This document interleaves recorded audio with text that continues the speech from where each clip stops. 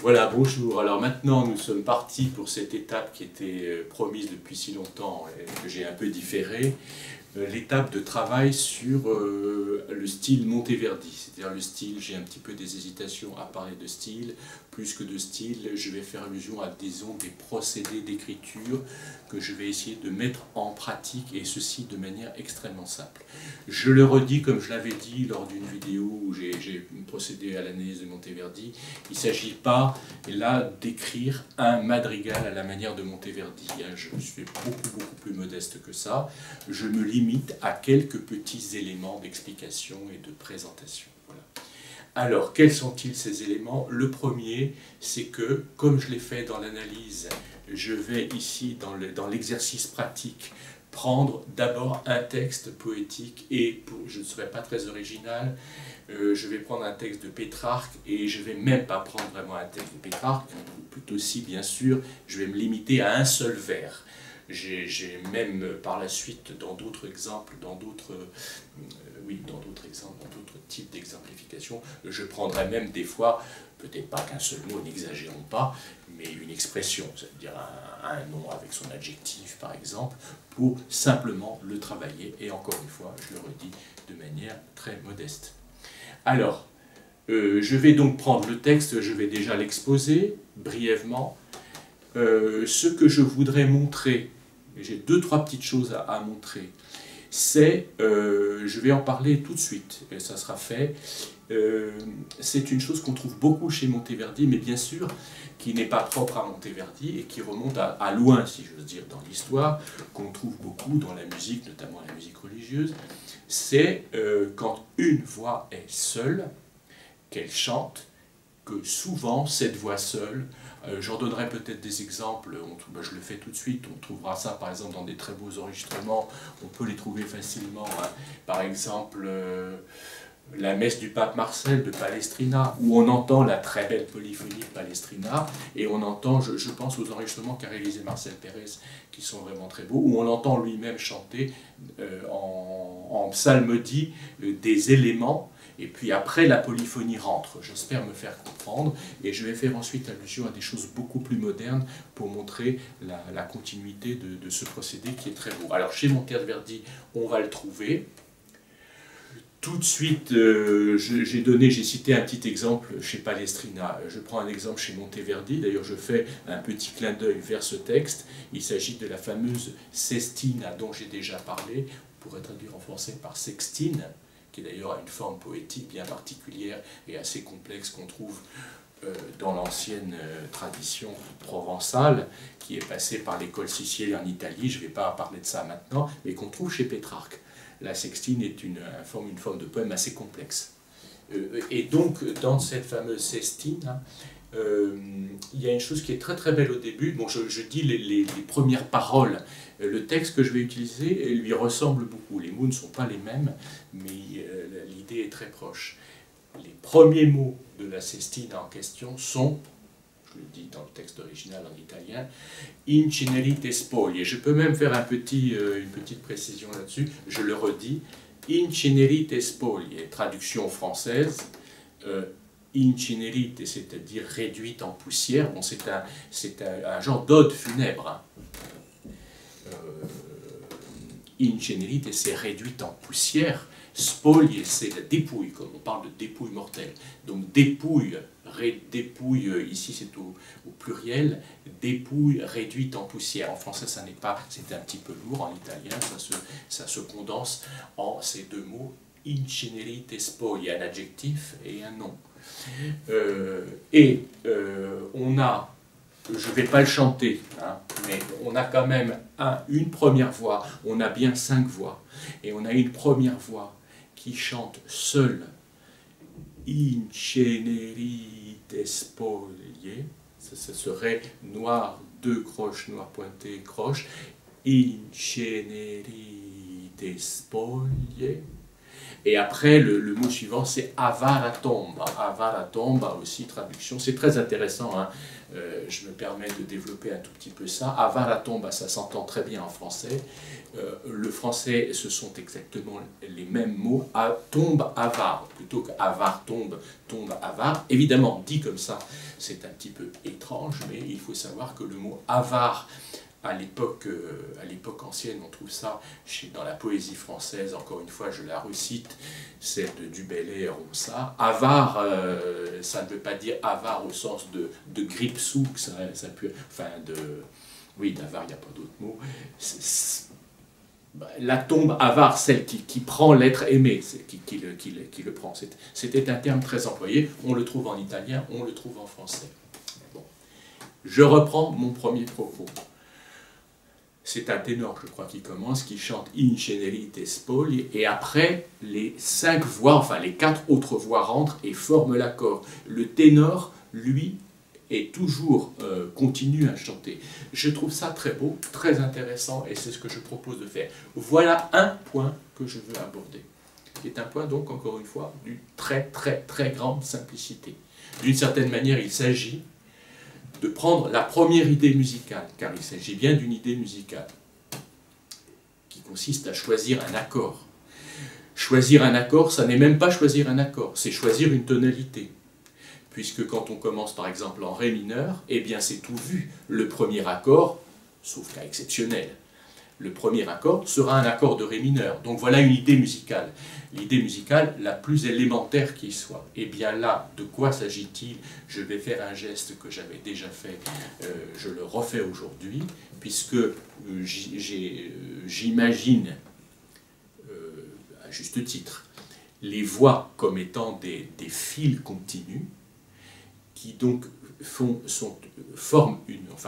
constituent une trame, comme du tissu, et je faisais souvent ce geste de prendre un fil et de tirer le fil parmi l'ensemble des fils. Là, c'est une voix que je tire de l'accord. Alors l'accord est bien d'un accord. Là, il s'agira d'un accord de Ré mineur, comme dans la sestine. Ré mineur, les 3 sons sont fondamentales, Ré, tierce, Fa, quinte, La. Répartis à 5 voix, donc il y a une position qui sera aussi un choix musical. Et bien, dans ces 5 voix, je prends une des voix, j'en tire une comme je tirerais le fil d'un tissu, et je la fais ressortir. Et c'est cette première voix qui chante seule, donc elle évoque un dépouillement total, bien sûr, puisqu'il n'y a pas plus dépouillé qu'une seule voix qui chante un seul son qui se répète. On ne peut pas faire plus dépouillé. Évidemment, le terme dépouillé, je l'emploie avec une petite lourdeur, parce que je fais allusion, évidemment, à Incenerite spoglie. Spoglie, c'est l'idée de la dépouille et du dépouillement. Donc, quoi de plus dépouillé qu'une seule note prise dans un accord, et puis l'accord qui rentre après, qui en quelque sorte habille la voix. Le terme habiller ici étant une prolongation de la métaphore du tissu, c'est-à-dire qu'elle l'enveloppe. Voilà. Eh bien, je continue quand même à développer cette petite idée. J'en profite puisqu'évidemment, un des buts de Gradus sur lequel j'essaie de développer, c'est à partir d'une idée comme ça, essayer de comprendre et de percevoir la continuité qu'il y a dans l'histoire de la musique, y compris une époque plus moderne. L'époque moderne à laquelle je fais allusion, c'est la fin du 19e siècle avec Richard Wagner. Alors on me pardonnera, je vais encore citer les mêmes accords, je le dis dans 2 minutes. Et l'autre exemple, c'est chez Debussy, c'est le prélude à l'après-midi d'un faune. Je reprends l'exemple wagnérien pour revenir ensuite à Monteverdi et ensuite travailler ce que j'avais l'intention de faire travailler.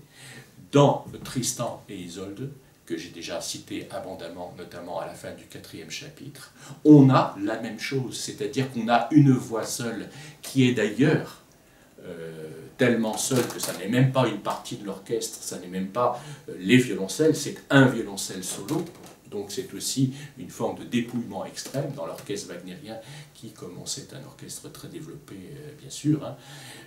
Et bien là, c'est un instrument solo qui chante seul, La, Fa, comme on le sait, je le réécris, mais je l'ai déjà tellement évoqué, La, Fa, Mi, Ré dièse. Et au Ré dièse, évidemment, arrivent les notes auquel j'ai déjà fait bien allusion, le fameux accord de sixte augmenté avec un sol dièse qui va aller sur le La pour réaliser. Je ne refais pas l'analyse, ce n'est pas du tout le sujet, mais je veux montrer ça. Je trouve que c'est très beau d'ailleurs, hein. Ça n'est pas simplement un sujet d'étude, c'est quelque chose qui est très beau et qui est susceptible de provoquer beaucoup d'émotions. C'est d'entendre ce fil, encore une fois, je fais allusion à ce fil, La, Fa, Mi, Ré dièse, et quand le Ré dièse est là, les autres voix entrent. Voilà, j'efface ça. Et je vais prendre le temps, je vais même m'interrompre un petit instant, pour écrire par exemple le début, je le dis oralement comme ça, mais je vais montrer le texte tout de suite, le début du prélude à l'après-midi d'Info. Comme on sait, c'est une pièce qui est très connue quand même, et si tant est que certains étudiants ne la connaissent pas, je conseille vraiment de l'étudier, enfin en tout cas de l'écouter. C'est une étape importante de l'histoire de la musique au XXe siècle, il faut la connaître. C'est qu'on a une flûte solo. Même chose, encore une fois ici. J'aime évoquer d'ailleurs le moment vécu de la musique, parce que je parle beaucoup de quelque chose qui pourrait sembler théorique. Je parle de notes, je parle de partitions, etc. Oui, certes, mais la musique, c'est quelque chose qu'on vit. C'est-à-dire qu'on va s'asseoir dans la salle de concert. Le concert va commencer, le silence se fait, on a devant les yeux un grand orchestre symphonique, et qu'est-ce qu'on entend? On entend une flûte solo. Voilà, ça c'est très intéressant et c'est très beau. Entendre, voir ce grand orchestre et entendre un seul instrument chanter. Ce fameux motif du prélude à l'après-midi d'Info qui commence par une volute, pourrait-on dire, avec beaucoup de chromatisme. Et puis après, des intervalles plus larges.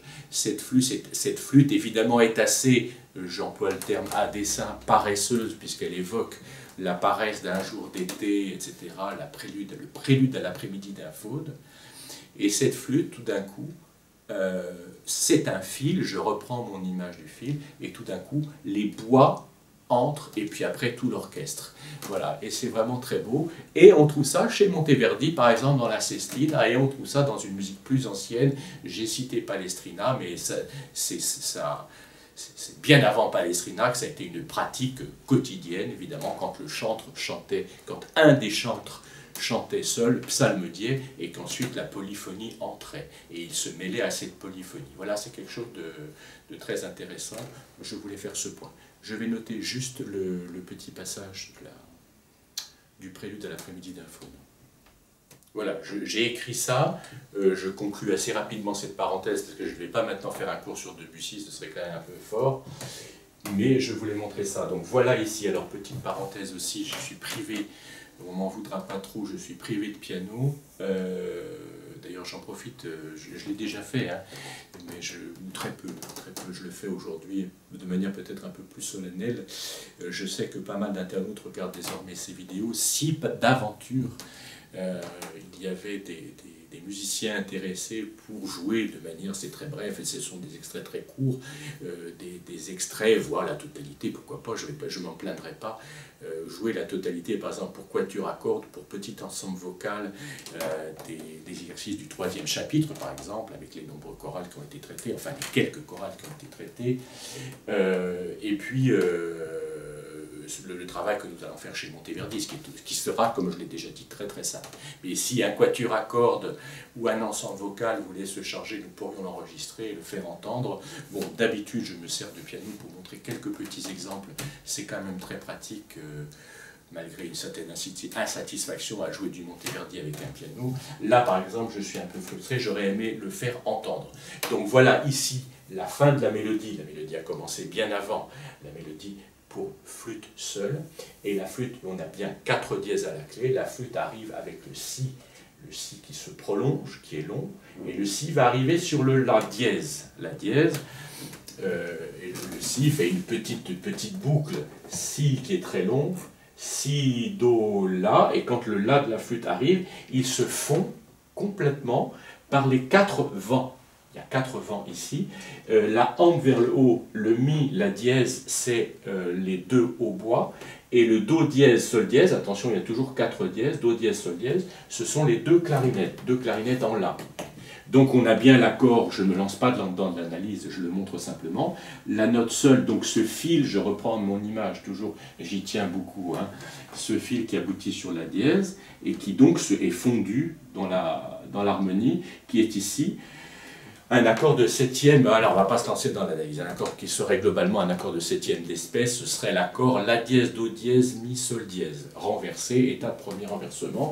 Et cet accord, je ne résiste pas hein, au fait de le présenter, est pris ensuite, où il y a le corps, pardon, il y a le corps qui se promène un petit peu, qui va faire entendre le Mi, et puis il y a la harpe.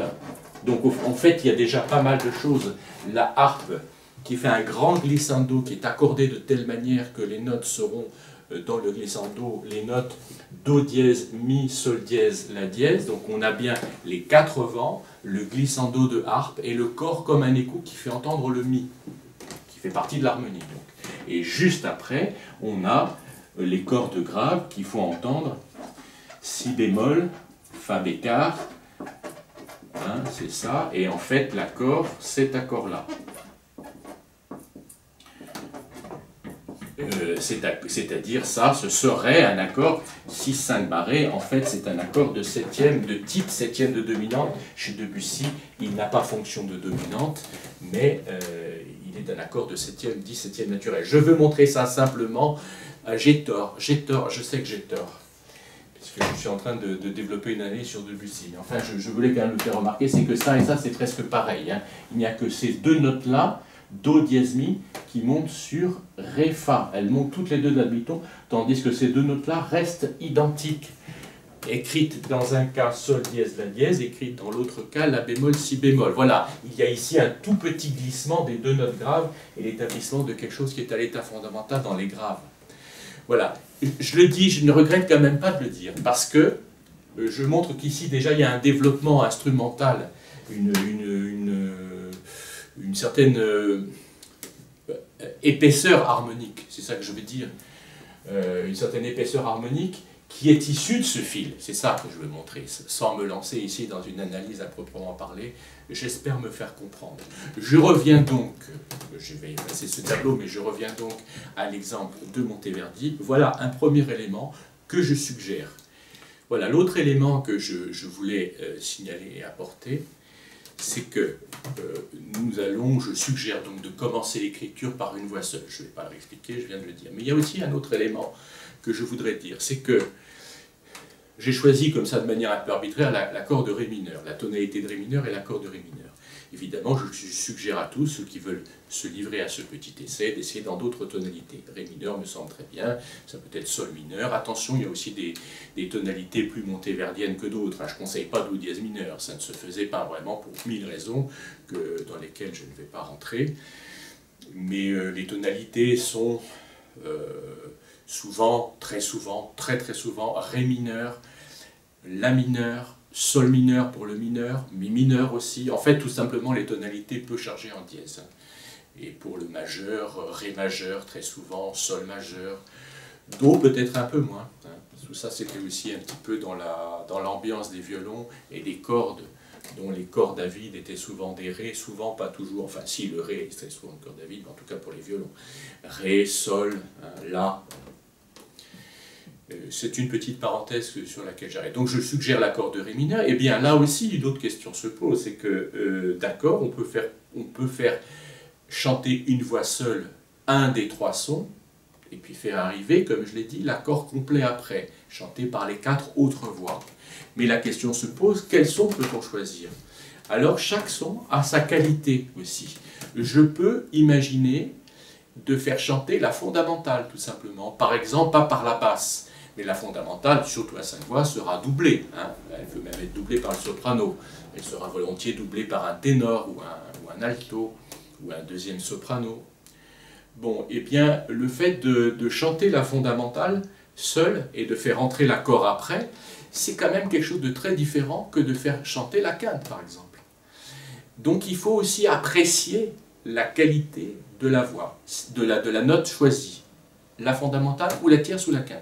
Si c'est la fondamentale, eh bien ma foi, je vais avoir du mal à l'expliquer comme ça, c'est même un peu inexplicable, réellement. Mais enfin, c'est quand même la note de base, la note fondamentale, donc la voix qui chante qui chante seul, chante la note la plus assise, si je veux dire, la plus assise sur ses bases. C'est la note qui va porter l'accord. Donc elle a quelque chose de, oui, j'ai employé le terme assis, eh bien, j'ai pas tellement d'autres termes, elle va donner quelque chose une espèce de plénitude, d'équilibre, voilà. Maintenant, si je choisis, et c'est peut-être le cas le plus courant, la fondamentale, je pense que c'est assez rare.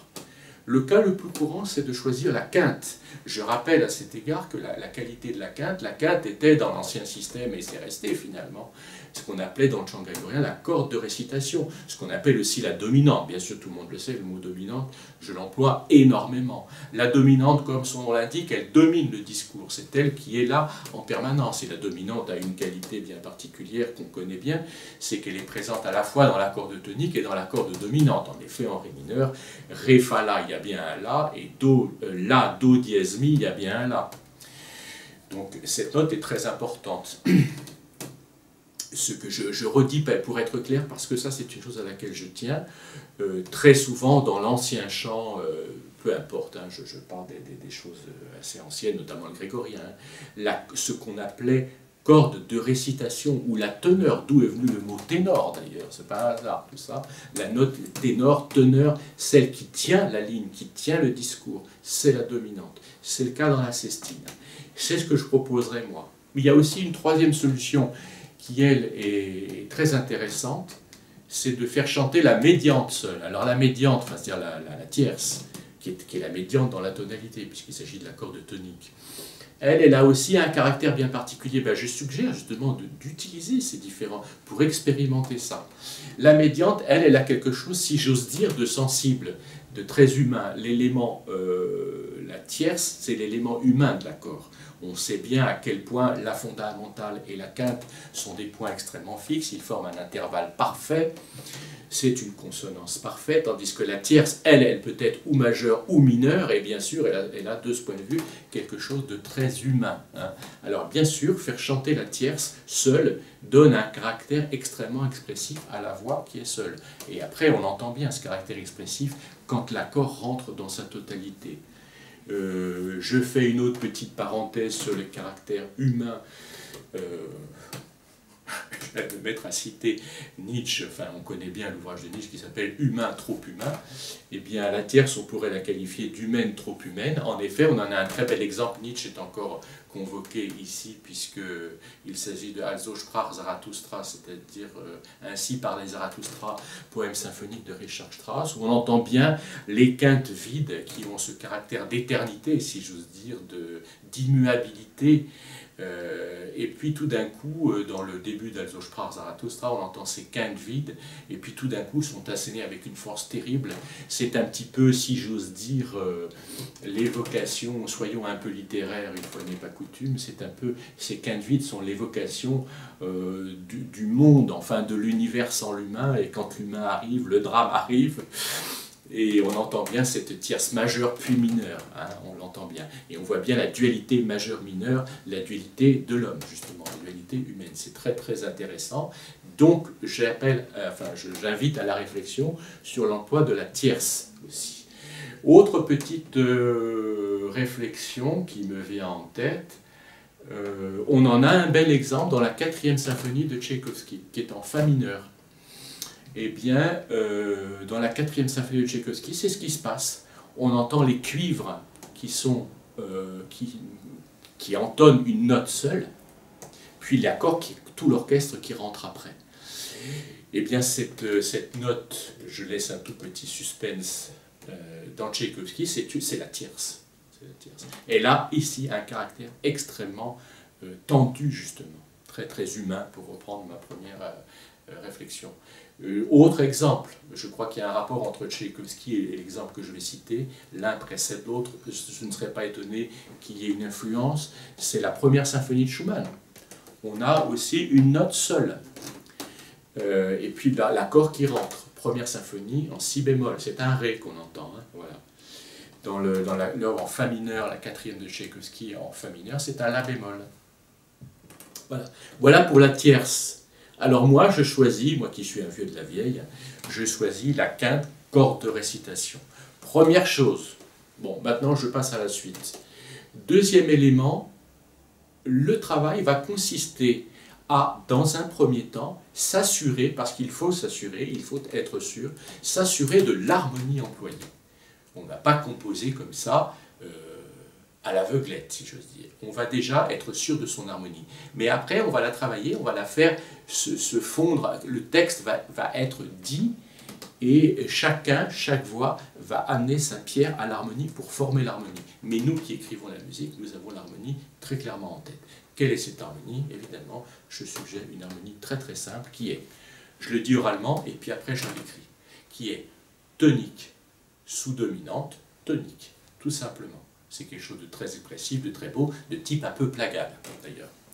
Tonique, sous-dominante, tonique, et après quoi? Eh bien cadence, demi-cadence. C'est-à-dire sous-dominante, dominante.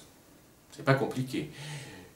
Donc, si je le dis en termes, en notes de musique, Ré mineur, accord de Ré mineur, sous-dominante, Sol mineur, tonique, Ré mineur. C'était un simple aller-retour, tonique, sous-dominante, tonique. Et maintenant la section cadentielle, sous-dominante, mais alors cette fois-ci à la manière monteverdienne dont j'ai parlé dans l'analyse que j'ai faite du madrigal, la basse sera si bémol, c'est-à-dire que je vais utiliser le renversement. La sous-dominante sera renversée et je vais utiliser un accord 4-3. Le fameux accord que Monteverdi n'appelait pas du tout comme ça, n'était pas analysé comme ça à son époque, mais enfin moi j'utilise le langage que nous partageons et que nous connaissons. Il s'agit de l'accord de septième du deuxième degré précédent dominante. La septième du deuxième degré est l'accord mi, sol, j'en ferai mi parce que chez Monteverdi ça n'est pas ça du tout, ça n'est pas conçu comme ça, mais je le dis quand même. C'est ou ce serait l'accord mi, sol, si bémol, ré. Il n'est jamais employé comme ça à l'état fondamental. De toute façon, donc pour Monteverdi, il ne s'agit pas de cet accord, je le dis carrément. Hein, voilà. Mais techniquement, ce sont bien les sons dont il s'agit. Donc on peut le dire en connaissant les réserves qu'il faut apporter à cette analyse. Ce qu'on va trouver dans l'histoire de la musique, et je ne vais pas refaire le cours sur la septième du deuxième degré, chez Bach, chez Mozart, etc., c'est son état de premier renversement, avec le sol à la basse, c'est-à-dire l'accord sol, si bémol, ré, mi. Accord chiffré 6-5. Le ré est la quinte, le mi est la sixte. Mais là, chez Monteverdi, et je l'ai assez développé, donc ce n'était pas la peine de trop le redire, c'est le deuxième renversement, qui est l'accord 4-3, c'est-à-dire si bémol à la basse, si bémol, ré, mi, sol. Et cet accord aboutit à l'accord de dominante avec un beau point d'orgue, c'est le repos sur dominante. Voilà mon schéma harmonique. Je vais l'écrire et ensuite je vais le mettre en œuvre très simplement, je le redis encore une fois, très simplement, à la manière monteverdienne, sans prétention. Alors voilà, j'ai écrit, je vais déjà commenter, mais il n'y a pas beaucoup de commentaires à faire là-dessus. La chose me semble assez simple. Mais je voudrais dire quand même une chose. Il y a quand même, j'ai mis des barres qui ne veulent pas dire grand-chose. Donc je peux même les enlever. C'est là, enlevons-les parce qu'elles n'ont aucun sens métrique particulier. Par contre, il y a un découpage qui m'intéresse. C'est qu'il y a une première séquence, je l'ai déjà un peu signalé en le disant simplement. Il y a une première séquence qui est celle-ci, qui est l'enchaînement tonique sous-dominante tonique d'une part, et puis la section cadentielle d'autre part, qui est tonique sous-dominante dominante, avec un genre de repos. Voilà. Ce que je veux dire dans ce découpage, c'est qu'on retrouve, et ça j'y tiens, voilà, ça c'est plus intéressant, on retrouve ici la structure fondamentale, si j'ose dire, en profondeur, du premier quatrain, avec une grosse différence, entendons-nous bien, mais quand même, c'est la structure du premier quatrain de Or, Quelce, La Terre, etc., que j'avais montré dans l'analyse, où j'avais un mouvement, on était en La mineur, je ne le réévoque pas précisément, j'en ai parlé très longtemps, mais on avait un mouvement tonique, dominant, tonique, puis section cadentielle. Là, c'est pas tonique, dominante, tonique, et d'ailleurs on pourrait le faire, ce serait intéressant de réécrire avec tonique, dominante, tonique. Là, c'est simplement plus statique, ce caractère un peu plagade, c'est non pas tonique, dominante, tonique, mais tonique sous-dominante, tonique. Et en plus de ça, dans le quatrain, dans le premier quatrain, c'était non seulement tonique, dominante, tonique, mais la dominante, c'était une dominante renversée. C'était La, Sol dièse, chiffré 6. Là, c'est très différent. mais la structure est quand même la même. C'est fondamental, fondamental, fondamental. Voilà, il y a une première section et une deuxième section cadentielle. Première chose. Deuxième chose, concernant le travail de la première voix, je choisirai, comme je l'ai déjà un petit peu annoncé, cette voix ici, la voix qui chante le La, c'est-à-dire la quinte. Elle va commencer, je mets un point d'orgue, ça veut dire que ce La sera long, enfin long, il ne sera pas très long, puisqu'il ne dira que 2 ou 3 mots, très peu de choses, mais enfin il commencera avant les autres, et les autres se fondront. Maintenant, attention aussi à un aspect très simple, très évident, sur les 5 voix. Je crois que c'est peut-être pas trop la peine que je m'y étende, c'est évident, je le dis quand même. À 4 voix, j'avais ici tout simplement Ré, La, Ré, Fa. Il y a une 5e voix qui est l'unisson basse ténor, enfin, ou basse-basse. Je ne donne pas de nom à ces voix, enfin les 2 voix du bas. Voilà. J'aurais pu aussi, donc je suggère aussi d'essayer de chercher, hein. Je suggère de refaire un petit texte, que chacun refasse un petit texte, en choisissant par exemple cette note-là comme note de départ, pourquoi pas, comme note précédente. Hein. Moi je choisis celle-là, un peu comme dans la sestine, là, justement. On pouvait aussi avoir une écriture à 5 voix avec le Ré grave ici, ce qui était très beau. Hein.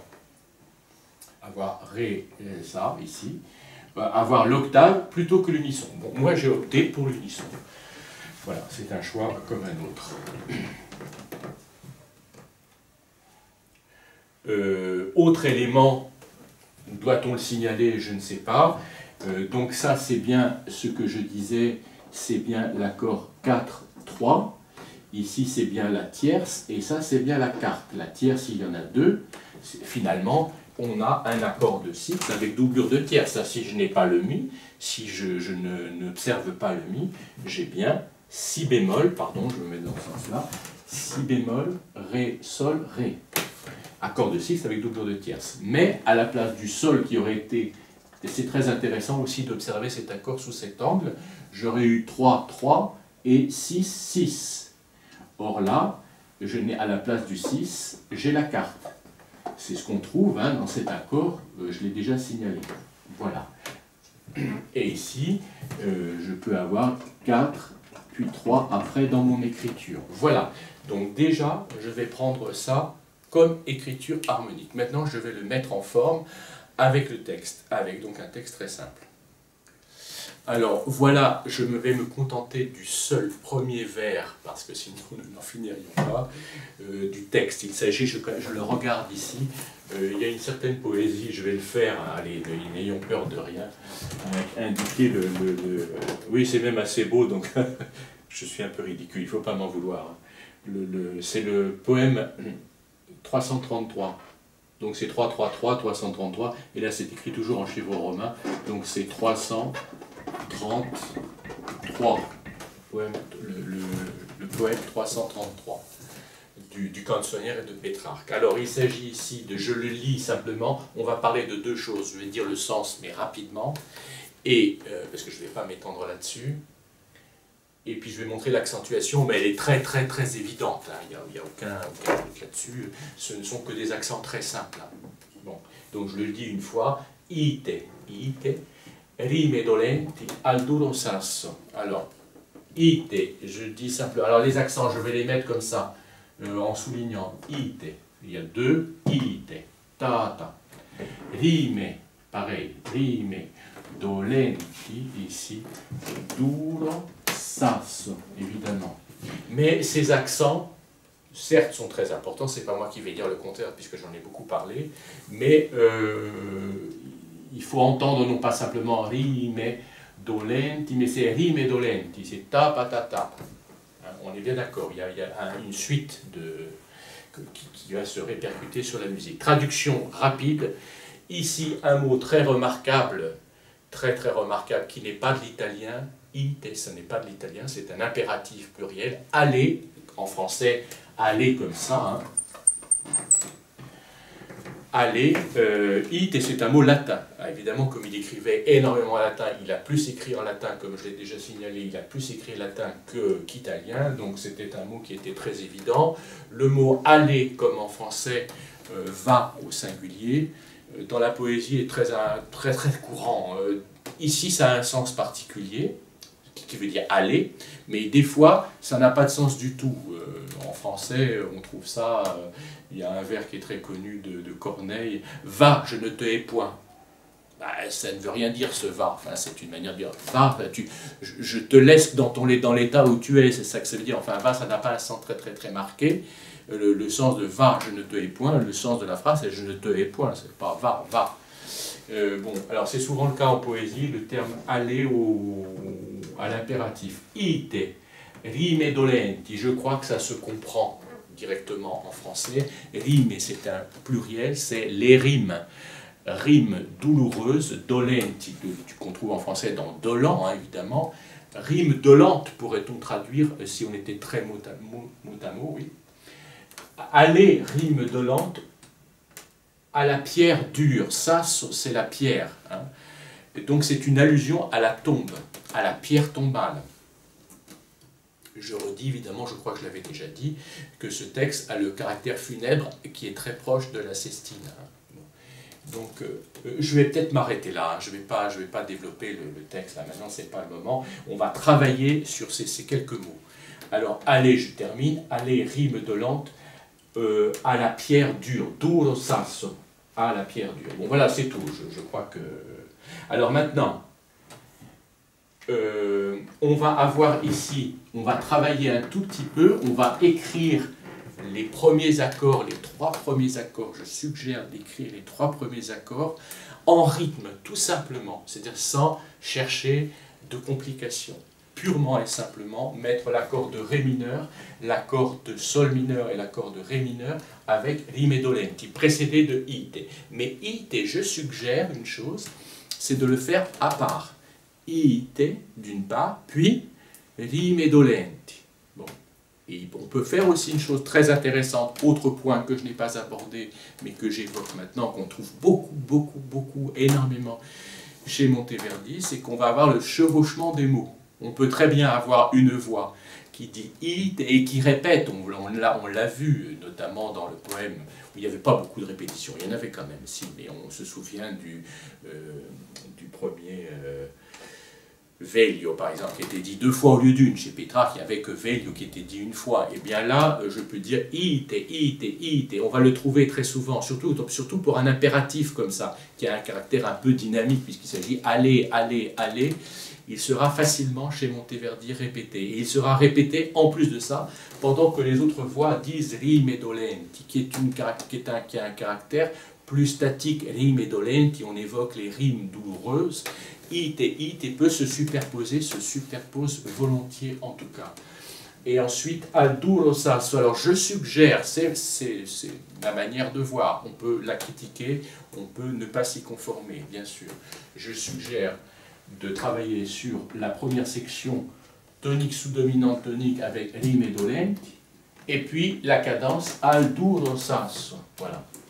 Je crois que c'est pas mal. Maintenant, revenons sur rime dolenti, je le redis, je l'ai déjà dit plusieurs fois, on l'entend bien, sans parler trop vite, rime dolenti, j'entends facilement ce rythme, il y a quand même, pardon, je dis plusieurs choses en même temps, je vais tout de suite dire la deuxième qui m'intéresse, c'est ce que j'avais suggéré tout à fait au début. Si je regarde le premier mot, j'ai rime, puis dolenti, mais, donc il y a deux accents, il y en a un dans rime, et un dans dolenti. Mais quand je dis rime dolenti, je n'entends vraiment qu'un seul accent. Le plus important, c'est celui-ci, à mon humble avis. Voilà, c'est-à-dire que ça c'en est un. Il est hors de question de mettre un accent ici, par exemple, ce serait une grosse faute. L'accent, il sera là, l'appui rythmique sera là, certes, mais le plus gros appui sera ici. Et je suggère donc, indépendamment de ite, qui sera lancé et éventuellement répété et superposé, je suggère d'avoir rime dolenti, d'avoir cet élément-là avec l'accord de Ré mineur et un accent expressif avec le Sol mineur ici, 4e degré, et retour à... Voilà, est-ce que je me fais comprendre? Oui, je pense. Voilà. Autre chose que je veux dire, et là c'est parfaitement le cas en plus, donc ça tombe très bien, je ne l'ai pas vraiment calculé, mais là c'est exactement ça. c'est que j'ai souvent évoqué le terme, je sais que je l'ai dit plusieurs fois, le terme de psalmodie. J'ai souvent complété ça en disant qu'on l'appelait en latin rectotono, ce qui est très important parce que rectus en latin ça veut dire droit, d'un ton droit. Je fais ce geste, ça veut dire que la ligne mélodique était droite, c'est-à-dire qu'elle ne faisait pas de mouvement mélodique justement, elle était la même note répétée. Mais l'embryon du chant, c'est quand au lieu de répéter toujours la même note qui est cette fameuse corde de récitation à laquelle je me réfère souvent, au lieu de répéter cette même note, à l'accent principal de la phrase, on pouvait monter sur une autre note de manière expressive. Et l'accent, je crois, je ne suis pas absolument sûr de ça, mais accent, c'était en latin deux mots qui étaient aller vers le chant. L'accent, c'est là où on va vers le chant. On quitte le rectotono pour se diriger vers le chant. Dans accent, il y a le mot chant dedans. C'est à vérifier ça, mais je le pense. Donc ici, je vais avoir par exemple le la, si bémol ici, appartenant à l'accord de sol mineur. Voilà, c'est ça que je voulais dire. Et ensuite, ça appartient à la cadence. Et ici, un repos sur dominante. Et repos sur dominante, non cadence parfaite, puisqu'en effet, il y a une virgule dans le texte, et le poème continue. Mais je me contente de ce premier vers. Voilà. Donc maintenant, je vais procéder à cette écriture. Bon, alors voilà, j'ai écrit le texte, nous sommes bien à 5 voix. Je ne me suis pas lancé dans l'écriture de tous les silences ici, enfin il n'y en a pas tant que ça, mais bon, j'ai tracé un trait, il n'y a qu'une seule voix, ici c'est la voix de, allez, appelons-la alto. Il y aurait basse ténor ici, c'est un peu grave pour un ténor, enfin il y a deux voix ici, on le voit bien ici, je le montre ici les 5 voix. 1, 2, 3, 4, 5, ici il y a bien 2 voix qui forment unisson, ce sont les 2 voix graves. Bon, basse ténor, disons, alto, soprano 2, soprano 1. Pour la pratique, disons comme ça. Souvent chez Monteverdi, on s'en souvient, il appelle cette voix la 5e voix, quinto. Bon. Ici, j'ai donc les 2 voix de cette voix, ce que je ne vais pas expliquer, ce que je viens de dire. J'ai dans l'accord de Ré mineur fondamentale, fondamentale, quinte, fondamentale, tierce. La quinte ici, qui est vraiment corde de récitation, est chantée avant les autres par cette voix-là, alto, appelons-la alto. Maintenant, petit détail, j'ai IIT. IIT, et bien ici, comme on l'avait vu chez Monteverdi, enfin c'est censé d'ailleurs s'inscrire dans une écriture monteverdienne, avec toute la modestie qui convient, on a des fois des choses qui sont même plus rythmées parce que les mots sont étirés. Je propose pour commencer un poème ici qui a un caractère assez funèbre, comme c'est le cas encore une fois dans la Sestine, de commencer par la voix qui chante de manière un peu alanguie. Donc l'accent est un petit peu gommé. I, voilà, ça sera ça. Donc ici c'est bien I, T. Et ici, alors cette voix, suivons-la bien, je ne sais pas si le se voit, je vais mettre le rouge, elle continue ici, et elle continue à chanter. Alors c'est bien, je vais l'écrire même en rouge, hein. I, T, Ri, Me, Do, Len, Ti. Point, enfin pas point du tout, mais voilà. Alors cette voix-là, on l'entend bien. I, T, Ri, Me, Do, Len, Ti. L'accent est ici sur le 3e temps.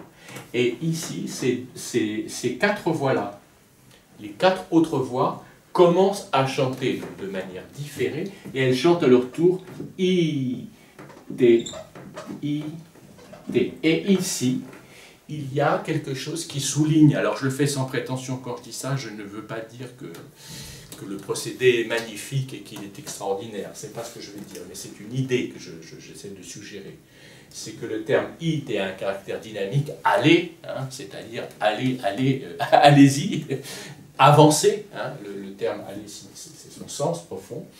Il est ici distendu et il est ici plus ramassé. Il a un caractère plus, entre guillemets, très modestement rythmique. Ici, on a 2 valeurs longues, « it », et puis ici « it », etc. Donc il y a quelque chose qui pousse vers l'avant. Il y a un autre élément qui contribue à un certain dynamisme, ce caractère d'avancement, d'avancer, c'est le Fa dièse.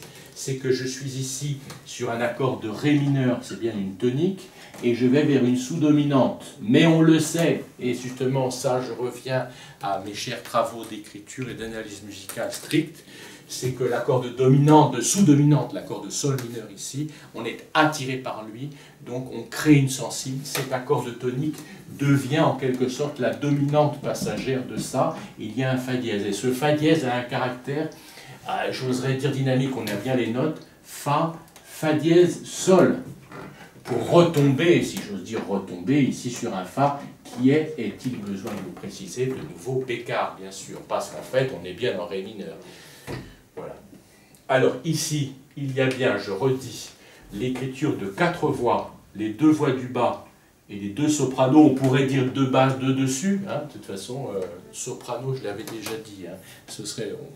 On ne va pas changer le vocabulaire musical, c'est pas le moment, je ne suis pas du tout favorable à des réformes et à des choses, je me conforme toujours à l'usage, si conventionnel soit-il. Mais enfin, je souligne quand même que le mot soprano, en italien soprano, signifie tout simplement du dessus. Hein. On dit en italien, par exemple, casa soprana, ça veut dire la maison du dessus.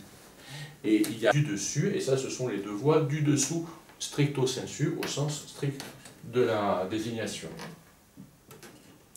Donc ces 4 voix chantent ite, etc.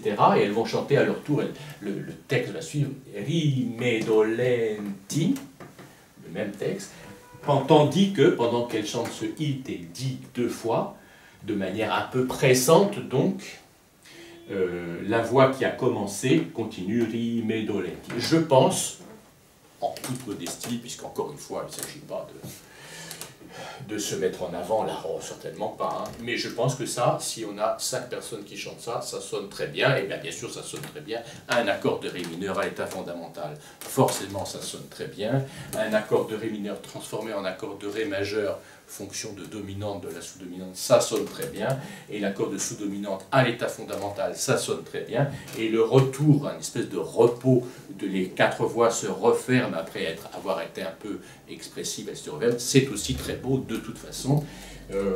J'ai souvent été amené à dire, je fais cette petite parenthèse, même sous forme un peu anecdotique, que on n'invente rien, je veux dire on n'invente rien. Écrire un accord de Ré mineur, voilà, bon, évidemment, il y a des compositeurs qui ont fait des choses magnifiques, c'est pas ça que je veux dire, mais enfin, tout le monde peut écrire un bel accord de Ré mineur, enchaîner un accord de Sol mineur, et ça sonne aussi bien que du Monteverdi, pris dans ce simple petit extrait. Je n'ai pas la prétention d'égaler Monteverdi si je devais être amené à écrire un madrigal entier. Loin de moi cette idée, voilà. Mais il faut savoir faire ça. Voilà pour un premier extrait. Et ici, je termine quand même. Donc ces voix qui ont... Il y a donc un chevauchement, on est bien d'accord. Hein.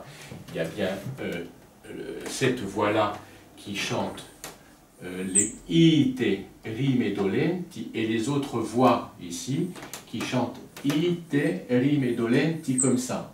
Maintenant, le tout est de savoir ici que chante cette voix, c'est-à-dire cette voix-là qui continue. Elle est en valeur longue. Elle peut très bien redire ite, encore une fois, c'est une idée qu'on peut très bien retenir. Donc je redis cette voix, elle dit ite, et puis elle dit rime dolenti ite, avec un ite encore plus allongé, expressif et plaintif du fait de la valeur longue et du demi-ton descendant.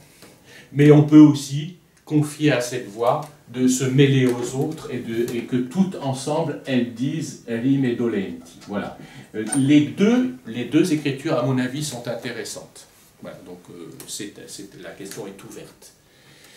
Voilà. Maintenant, je vais conclure par la deuxième partie, après ite, rime dolenti, al duro sasso. Et comme je l'ai dit, duro sasso sera traité sous forme de demi-cadence. Voilà. Voilà, donc j'écris maintenant sur l'accord de Ré mineur, et voilà le fameux accord 4-3. Alors, j'ai fait une chose ici, je ne suis pas sûr de devoir le faire. Je vais la gommer déjà dans un premier temps pour bien faire comprendre l'accord. Le La, allez, ne le faisons pas, c'était simplement une suggestion, je vais l'enlever là. Le La va sur le Sol. donc c'est bien l'accord, enfin je ne le réanalyse pas puisque j'ai déjà signalé tout à l'heure, si bémol, ré, sol, déjà en soi ça c'est bien un accord de sol mineur, plus ce ré ça ne change rien, et voilà le mi. Donc c'est bien un accord 4-3. Ce que j'avais écrit dans un premier temps, je ne suis pas sûr de devoir le faire parce que c'est chanté sur la syllabe doux, hein, doux comme doux en français. Il n'est peut-être pas très très bon de faire doux. Bon, je ne suis pas sûr, c'est une chose tout à fait possible, en tout cas je sais qu'on le trouve chez Monteverdi. Bon, je la gomme ici. L'accent est bien ici. Al, do, ça, et ici quelque chose d'un peu étiré sur ça, so. Il y a cette pierre qui évoque une... Bon, je ne sais pas si... J'exagère un peu dans l'interprétation. Je ne sais pas s'il faut interpréter ça dans ma volonté, si tant est qu'il y ait une volonté affirmée d'écrire deux valeurs longues, mais enfin, la pierre est une chose... Voilà, ça n'évoque pas quelque chose de bref, la pierre évoque quelque chose de durable. Ce que je dis est un peu tiré par les cheveux, mais je ne pense pas, peut-être pas complètement. Voilà. Alors maintenant, je fais juste une observation sur le plan de l'écriture. Donc voilà le fameux accord précédant la dominante. La dominante ici, j'ai bien 4, 3, 4, dièse 3, ré, do dièse. Je fais remarquer aussi, toujours, comme je viens de le faire à propos de la pierre dure, c'est une image qu'on trouve pour des Français, c'est peut-être plus familier, on le trouve chez cette image de pierre dure. Ah là, mon Dieu, ça m'échappe le nom. Très connu, poète très connu du XVIe siècle, Ronsard. Ouais. Chez Ronsard, il y a cette évocation de la pierre tombale, beaucoup, on le trouve beaucoup. Voilà, alors donc, ici, on pouvait très bien avoir non seulement la résolution, mais aussi une résolution brodée. Ré, do, si, do, par exemple. Je ne le fais pas, encore une fois, la pierre inspire la longueur, les valeurs et la sobriété de l'écriture. Voilà. Donc c'est très bien comme ça. Maintenant, on voit autre chose que je n'ai pas écrit ici. Alors, dans un premier temps, j'avais écrit ça. On s'en souvient, la quinte, le mi. Voilà. Eh bien, je sais, par une petite expérience quand même que j'ai de Monteverdi, que d'une part, quand on a une seconde, ici je ne gribouille pas ré, mi, comme on a ré, mi, mais on a aussi ré, mi, entre ce ré et le mi, il n'est pas très bon d'arriver sur un unisson ou octave. Je ne sais pas si c'est une règle vraiment énoncée, mais quand on a une seconde, la seconde ne se résout pas généralement sur l'unisson ou sur l'octave. Ça n'est pas vraiment une règle, je le sens par habitude, par connaissance, par fréquentation des textes. Je suis un petit peu gêné de l'affirmer comme une certitude absolue. Voilà. La seconde aura plutôt tendance à s'ouvrir sur une tierce. Hein. Ce qu'elle fait ici d'ailleurs, ce qu'elle fait ici. Eh bien, chez Monteverdi, on va trouver très souvent une voix qui va s'occuper d'un terrain qui n'est pas le sien. J'essaie de m'expliquer. C'est que le ré, il n'a qu'une envie, c'est d'aller sur le mi. C'est sa logique naturelle, sa vocation, le mouvement conjoint ré-mi. C'est quelque chose de très naturel. Eh bien, très souvent, chez Monteverdi, il va aller s'occuper d'une autre région de l'harmonie et monter sur le la pour éviter ça, justement. Donc j'ai vraiment un mouvement ré-la. Voilà. Et du coup, c'est le sol qui va descendre sur le mi. Je fais ici un croisement en l'écrivant ici. Voilà. Je tenais à le dire, ce sont des aménagements dus aux 5 voix qu'on a chez Monteverdi beaucoup. J'en donne un exemple ici. Croisement. Et de cette manière, le mi est amené de manière tout à fait différente. Il y a une espèce de satisfaction dans l'écriture. L'écriture est tout à fait bonne de tous les points de vue, à la fois sur le plan mélodique, sur le plan mélodique et sur le plan harmonique. Voilà, alors j'aurais été, enfin assez bref, je ne sais pas, j'ai parlé déjà depuis un petit moment, je suggère d'en arrêter là, c'était simplement une petite suggestion sur quelques petits mots, iterim et dolenti, al duro sasso, donc c'est le poème 333 du Canzoniere de Pétrarque, réécrit à 5 voix à la manière, entre guillemets, de Monteverdi. Première petite ébauche d'une écriture dans ce style-là. Voilà. Maintenant, ce que je suggérerais volontiers, c'est une idée qui me vient un petit peu en tête, je crois que ça peut être intéressant, bon, on peut essayer, si certains internautes sont intéressés pour écrire, pour continuer ou écrire différemment, même ce simple tout petit extrait, peut-être le développer, écrire plusieurs fois iterim et dolenti plusieurs fois, reprendre, etc. Ce serait intéressant, je suggère qu'on m'envoie, ceux qui sont intéressés peuvent m'envoyer, quitte à ce que par la suite, dans les mois qui viennent, je reprenne les envois, enfin les courriers que je recevrai éventuellement, si tant est que certains soient intéressés de le faire, je pourrais éventuellement les commenter en vidéo, ça serait intéressant je pense. Et qui sait, les faire chanter peut-être, ou en tout cas jouer au quatuor, enfin quatuor, il faut être 5 là. Voilà. Eh bien, j'espère que ces quelques petites, toutes petites évocations auront été profitables et amènent un complément non négligeable au travail d'analyse qui a précédé. Voilà, donc à bientôt et je continuerai avec l'œuvre de Couperin pour poursuivre ce 5e chapitre. À bientôt et bon travail.